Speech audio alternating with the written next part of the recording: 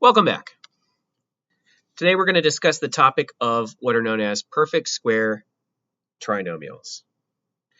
Now, perfect square trinomials are interesting trinomials where if we can train our eyes to identify certain patterns, then we can very simply simplify certain seemingly complex looking polynomial expressions, specifically trinomial expressions, into very simple solutions or very simple factors, if you will, of that polynomial expression. And so one example of a perfect square trinomial setup will be anytime you have a quantity plus another quantity raised to the second power. And if this is the case, then by the definition of raising something to the second power, it means that you're just going to take that something and multiply by itself twice. In this instance, you're going to take, say, a plus b, and I'll multiply by a plus b. If we do that, the extended distribution rule kicks into play, and you're going to take your a, your first term, and you'll multiply it by the entire second quantity, a plus b. Then you're going to take your b, and you'd multiply it by the entire second quantity, a plus b. Just like the following. When we do this, we should get a times a plus a times b plus b times a plus b times b. We're going to go ahead and simplify the expression using the definition of exponentiation. An a times a should just give us an a squared. A b times b should just give us a b squared. Now, what students should know is that in many instances when you're multiplying polynomial expressions, even all the way through trigonometry and into calculus, we need to be aware that we might have to do some rearrangement using the commutative law in order to get formulas to look in a manner that is more recognizable for certain types of patterns. And so in this instance, I've got an a times a b term plus a b times an a term. And if I use the commutative law on the second term and I just flip my numbers around, I'll have a times b plus an a times b, which will allow me to simplify this expression to be a squared plus 2ab plus b squared. Now, what the perfect squares formula is going to allow us to do is it's going to allow us to pattern match with certain more complicated looking trinomial expressions and easily obtain an answer. For example, suppose you have a nasty looking or seemingly nasty looking trinomial expression 9x squared plus 42xy plus 49y squared. Now, it's true that we could go ahead and use or attempt to use the factor by grouping method to expand this trinomial expression, and then by using subsequent rounds of the GCF factoring method, you can essentially factor the resulting polynomial expression. But it's going to take a number of steps to do that, and multiplying 9 and 49 may not necessarily be something we want to do. If instead we train our eyes to see what are known as perfect square numbers, remembering that a perfect square number is going to be any number where you can take the square root of that thing, that something, and you get the original term back. So for example, the square root of 4 gives me 2. So we would say 4 is a perfectly square number. The square root of 9 gives me 3. So 9 is a perfect square. The square root of 16 is 4, so 16 is a perfect square. The square root of 25 gives us 5. The square root of 36 gives us 6. The square root of 49 is 7. The square root of 81 is 9, and the square root of 64 gives us 8. Okay, so students should memorize. They should commit to memory all of these perfect squares so that if they see them in the field, in the wild, you know that you are dealing with a perfect square trinomial. Now, why this is important is because if you look at our trinomial, you'll notice that the 9x squared and the 49y squared kind of line up with the a squared and b squared terms. So all we have to check to see if we're dealing with a perfect square trinomial is whether or not, if I take this square root of 49y squared, can I actually take the square root of this entire term? And in this instance, yes. If you remember that taking the square root of an a times a b is the same thing as taking the square root of a times the square root of b. Go back to week 2 of this class to remember this theorem. Then what's going to happen is when I take the square root of 49y squared, that's really the same thing as taking the square root of 49 and taking the square root of y squared. Now, the square root of y squared, well, the square root cancels out with the exponent, and the square root of 49 just gives me 7. So the answer to the square root of 49y squared should be 7y. Similarly, when I take the square root of 9x squared, what's going to happen is you'll just kind of distribute your square root to the 9 and the square root to the x squared. So I should just get 7y and a 3x. All right, so what this is telling me is I might be dealing with a perfect square trinomial, but the only way to know for certain is to then decide if the expression matches this middle term where you've got 2a times b. You're going to take your middle term 42. We've got to be able to divide this in half. That should give us 21. Okay. And I'm asking the question, is 21xy, is this the same thing as 7y times 3x? Well, of course, students will know that whenever we take these individual polynomials, these monomials, and we multiply them together, by the associative law, we may remove the parentheses, and by the commutative law, we may group like terms. So you're going to have 7 times 3 times y times x, which gives us 21. In this instance, xy or yx, however you want to do it, but xy is probably nicer. And so we would say, yes, I'm dealing with a perfect square trinomial because my leading term, 9x squared, is a perfect square. My final term, 49y squared, is a perfect square. And then my middle term, 42xy, matches the pattern of being divisible by 2, giving us the 21xy, where the 21xy is the product of both the a and the b term. And that, my friends, is how you can determine if you are truly dealing with a perfect square trinomial. And so in this instance, what do we have to do? What is this telling us? Well, this is telling us that my a in this instance is 3x. My b is going to be 7y. So all we have to do is we're going to play this game.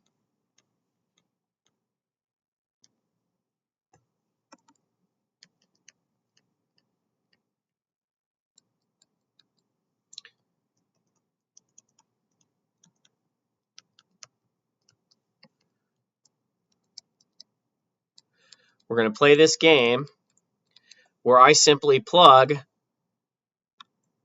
my a term where you see the a. So in this instance, I should have some leading 3x terms, and I will plug my b term where you see b. And then we just have an addition symbol between them. And that's all you have to do for these perfect square trinomials. Just as another example, suppose you have the perfect square trinomial x squared plus 6x plus 9. Now, of course, this is a perfect square trinomial, but because I said it was a perfect square trinomial, but it's also a perfect square trinomial that you could have used guess and check on. Now, what I tell students in class is anytime you have a trinomial expression which doesn't have a leading term, well, where the leading term more specifically is 1, or the leading term isn't written, so it's implicitly 1, then you may try, as just a first step, to use factoring using the guess and check method. So most students would have come over here, they would have, factored 9 into 3 and 3, 9 and 1, and then they would have figured out which of the factors add to 6. And since 3 and 3 adds to 6, 3 plus 3 specifically adds to 6, we would conclude that x squared plus 6x plus 9 must decompose into the factors x plus 3 times x plus 3. Now, while that is indeed true, if you note that the last term, 9, is indeed a perfect square because it's on our perfect square list, when you take the square root of 9, you get 3. Okay, that is our b term. And if I took the square root of x squared, I get x, which of course becomes my a term. So if instead of guess and check, we had simply lined up our trinomial with the general pattern of a plus b times a plus b, then for my a term I have x, and for my b term I have 3. And that's all I would have had to do. There isn't much more, complicated math that I would have to go through in order to obtain my answer.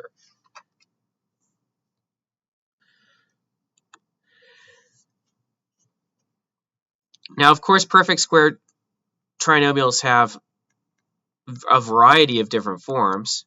And one of those forms is whenever you take an a minus b and raise it to the second power. Now, when you have a minus b raised to the second power, by the definition of exponentiation, it just means you take the quantity a minus b and multiply it by itself twice. Now, for the second step, though, you're going to take your a term, and you would, of course, multiply this by the quantity a minus b. Now, here's the interesting part. You would then take your b term, which in this instance is actually a negative b, don't forget the negative sign, and you would multiply it by a minus b. By distribution law, you're going to get a times a plus a times negative b. Then you'd have a negative b times a plus negative b times negative b. Negative and negative is a positive, so you're going to have a positive b squared. And you're going to have an a times an a, which gives us a positive a squared. We have a minus ab here. We have a minus ab here. Because a positive and a negative gives you a negative, and a negative and a positive gives you a negative. And so after you combine like terms, you will get an a squared minus 2ab plus b squared. All right. Consider the polynomial expression 4x squared minus 20x plus 25. This polynomial expression is going to be able to factor really, really nicely, just as the previous expression did. And all we have to do is recognize that the first term, the first coefficient, 4, is indeed a perfect square. Take the square root of 4x squared. Same thing as taking the square root of 4 and the square root of x squared. That's going to give me 2x. If I take the square root of the last term, I get a 5. And indeed, if I take the middle term, divide by 2, I get negative 20. And 5 times 2, I'm sorry, negative 5 by 2, I have to take the middle term 20, divide by 2, I get 10, and 5 times 2 does indeed give me 10. And specifically 5 times 2x gives me 10x. And so I know I'm on the right track in this instance. So suffice to say, this particular polynomial expression may be factored into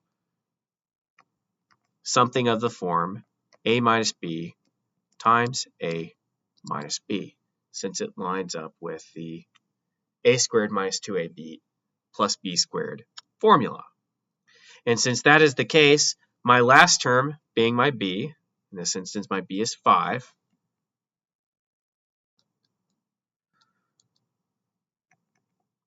and my first term being 2x,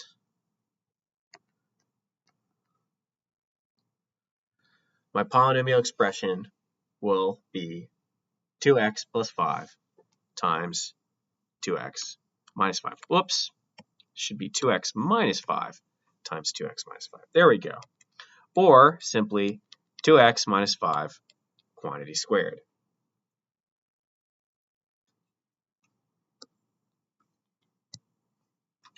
Okay, there is one last perfect square formula, and that is called the difference of squares formula. So in some instances, you may have a situation where you have two binomials, some a plus b multiplied with an a minus b. And when you have binomials of which have this specific pattern where they have alternating signs, you have a positive sign for the first term, you have a negative sign for the second term, then what's going to happen is the following. You're going to take your first term, of course, you multiply it by the entire second sequence of parentheses. But then we take the second term, b, and we multiply it by the entire second set of parentheses. Initially, this doesn't look very special since it kind of resembles what we were doing before. But before, you had a negative b that you were multiplying across a minus b, whereas in this instance, we have a positive b, which we will be multiplying across our sequence of parentheses.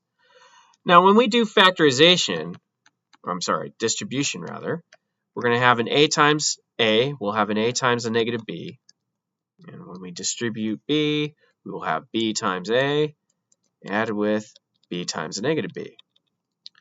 Now we're going to combine our terms. A times a gives me a squared.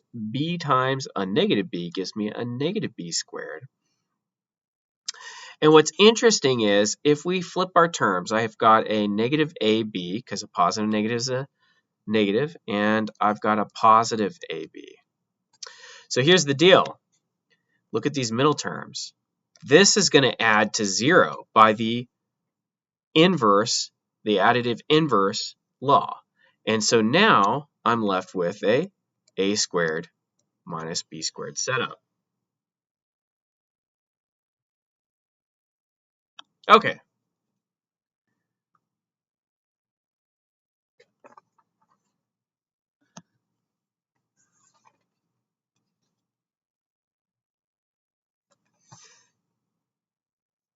Let's see an example of this.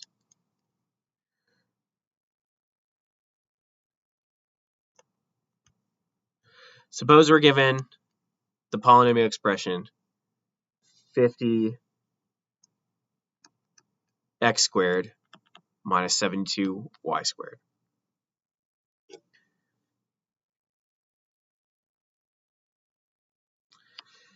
Now, actually, I'll hold back on this example for just a second.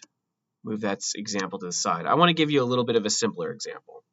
The simplest example that I can think of would be something like 25x squared plus 49y squared. This would be, I'm sorry, not plus, but we want a minus 49y squared. This would be a really, really simple example because both your leading and your second term are perfect squares. The square root of 25x squared should give me 5x, and the square root of 49y squared would give me 7y. And since there's a negative sign in between them, you have a perfect situation where you've got an a squared minus b squared setup, which we know must be factorable into a plus b times a minus b. And since this is the case, where 5x is my a term and 7y is my b term, then I will have a 5x plus 7y times 5x minus 7y setup. Okay, so this is the most ideal case where you can just take the square root of the first term and the square root of the second term, and voila, you've got something going on. Now for this 50x squared minus 72y squared, what's going to happen is a little bit more complex. First of all, you could factor, say, 50 into 2 times 25. And you can factor your 72 into 2 times, let's see, 2 times 36.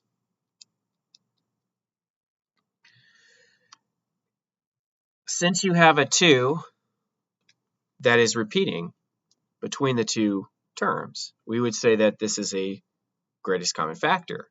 And so right off the bat, you may be able to pull out the GCF as 2, and you'd be left with 25x squared minus 36y squared as being the terms inside of a sequence of parentheses.